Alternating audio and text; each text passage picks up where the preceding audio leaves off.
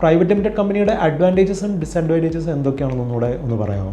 Private limited കമ്പനിയുടെ അഡ്വാൻറ്റേജസിലേക്ക് നമ്മൾ വന്നു കഴിഞ്ഞാൽ ക്രെഡിബിലിറ്റി ആണ് ഒന്നാമത് നമുക്ക് എടുത്ത് പറയാനുള്ളത്. കാരണം അതിൻ്റെ ഡോക്യുമെൻറ്റ്സ് എല്ലാം പബ്ലിക്കിന് അവൈലബിൾ ആണ്. ബേസിക് ഡീറ്റെയിൽസ് പേയ്മെൻറ്റ് ഒന്നും ചെയ്യാതെ നമുക്ക് മിനിസ്ട്രി പോർട്ടലിൽ നിന്ന് ആക്സസ് ചെയ്യാൻ പറ്റും. ഇനി അതിൻ്റെ കൂടുതലായിട്ടുള്ള ഫിനാൻഷ്യൽ ഡീറ്റെയിൽസ് നമുക്ക് എന്തെങ്കിലും വേണമെന്നുണ്ടെങ്കിൽ ഒരു നിശ്ചിത തുക ഗവൺമെൻറ്റിലേക്ക് അടച്ചു കഴിഞ്ഞാൽ നമുക്ക് ഈ ഡോക്യുമെൻറ്റ്സ് എല്ലാം കിട്ടും. അതാണ് അതിൻ്റെ ഏറ്റവും വലിയ ഹൈലൈറ്റ് എന്ന് പറയുന്നത്. സെക്കൻഡ് തിങ് എന്ന് വെച്ച് കഴിഞ്ഞാൽ നമുക്ക് ഇതിൻ്റെ പ്രൈവറ്റ് ലിമിറ്റഡ് കമ്പനിയുടെ ലയബിലിറ്റി ലിമിറ്റഡ് ആണ്.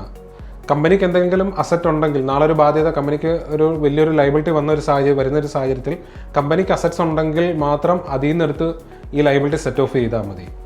പിന്നെ നമ്മൾ ഇനി ഒരു ഇൻവെസ്റ്റർ ആംഗിളിലേക്ക് നോക്കിക്കഴിഞ്ഞ് കഴിഞ്ഞാൽ ഈ കമ്പനിയിൽ നമുക്ക് ഷെയർ ഇഷ്യൂ ചെയ്ത് കമ്പനിയുടെ മെയിൻ എന്ന് പറഞ്ഞാൽ ഷെയർ ആണ്.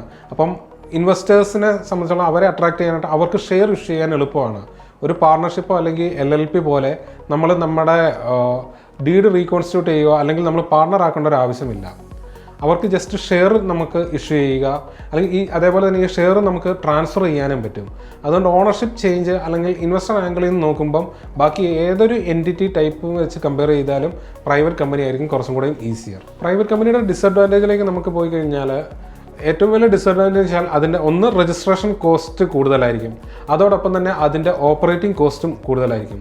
പിന്നെ കുറേ കംപ്ലയൻസുകളുണ്ട്. വർഷത്തിൽ നമ്മൾ മിനിമം 4 ബോർഡ് മീറ്റിംഗ് കൂടണം. ഇതെല്ലാം റെക്കോർഡിക്കലായിട്ട് ഇത് മിനിറ്റ്സ് ആയിട്ട് നമ്മൾ വെക്കണം. അതോടൊപ്പം ആനുവൽ ജനറൽ മീറ്റിംഗ് കൂടണം. ഷെയർ ഹോൾഡേഴ്സിനെ എല്ലാം വിളിക്കണം. അപ്പം അങ്ങനെ അതിൻ്റെ ഒരു ഓപ്പറേറ്റിംഗ് കോസ്റ്റും കംപ്ലയൻസും കൂടുതലായിരിക്കും ഒരു പ്രൈവറ്റ് ലിമിറ്റഡ് കമ്പനിക്ക്. പ്രൈവറ്റ് ലിമിറ്റഡ് കമ്പനീസിൻ്റെ കേസിൽ നമ്മൾ പറഞ്ഞു കംപ്ലയൻസുകൾ കൂടുതലാണെന്ന്. ഈ കംപ്ലയൻസ് നമ്മൾ ഓൺ ടൈം നമുക്ക് ചെയ്യാൻ പറ്റിയില്ല എന്നുണ്ടെങ്കിൽ ഇതിൻ്റെ ലേറ്റ് ഫീസും ഫൈനും എല്ലാം വരുന്നത് ഭയങ്കര വലിയ ഫൈനാണ്. അത് പല ഫോംസിനും ഇപ്പം പെർ ഡേ 100 റുപ്പീസ് വെച്ചൊക്കെയാണ് ഫൈൻ വരുന്നത്. അപ്പം നമ്മൾ എന്തെങ്കിലും ഒരു ഫോം ഫയൽ ചെയ്യാൻ വിട്ടുപോയി ഒരു 2 മാസം ലേറ്റായി എന്ന് വെക്കുക. അപ്പം 60 ദിവസം ഇൻറ്റു 100 റുപ്പീസ് വെച്ചാണ് അതിൻ്റെ കാൽക്കുലേഷൻ പോകുന്നത്. 6000 രൂപയായി. ഇപ്പം നമ്മുടെ ഒരു ഫയലിങ്സ് ആനുവൽ ഫയലിംഗ് വർഷാവർഷം ഫയൽ ചെയ്യേണ്ട ഒരു ഫോം നമ്മൾ ഒരു വർഷത്തെ മിസ്സായി എന്ന് വെക്കുക. അത് പല കാരണങ്ങൾ കൊണ്ടാവാം. ചിലപ്പോൾ ഫിനാൻഷ്യൽസ് റെഡി ആയിട്ടുണ്ടാവില്ല, ഇല്ലെങ്കിൽ ഡയറക്ടേഴ്സ് സ്ഥലത്തുണ്ടായിരുന്നായിരിക്കില്ല. അങ്ങനെ എന്ത് കാരണമായിക്കോട്ടെ ഒരു വർഷം ലേറ്റായി എന്ന് വെക്കുക. അടുത്ത 2 വർഷത്തേത് ഒരുമിച്ചാണ് നമ്മൾ ഫയൽ ചെയ്യാൻ പോകുന്നത്. അപ്പം ടോട്ടൽ 365 ഡേയ്സ് ആണ് അവിടെ ലേറ്റ് ആയിരിക്കുന്നത്. അങ്ങനെ നമുക്ക് 2 ഫോംസ് ഫയൽ ചെയ്യാനുണ്ട്. അപ്പോൾ ആ 2 ഫോംസ് നോക്കുമ്പോൾ ഓൾമോസ്റ്റ് ഒരു 70,000 റുപ്പീസാണ് ഇവർക്ക് ലേറ്റ് ഫീസ് ആയിട്ട് വരുന്നത്. പക്ഷേ ഇത് കേട്ട് നിങ്ങൾ പേടിക്കേണ്ട കാര്യമില്ല.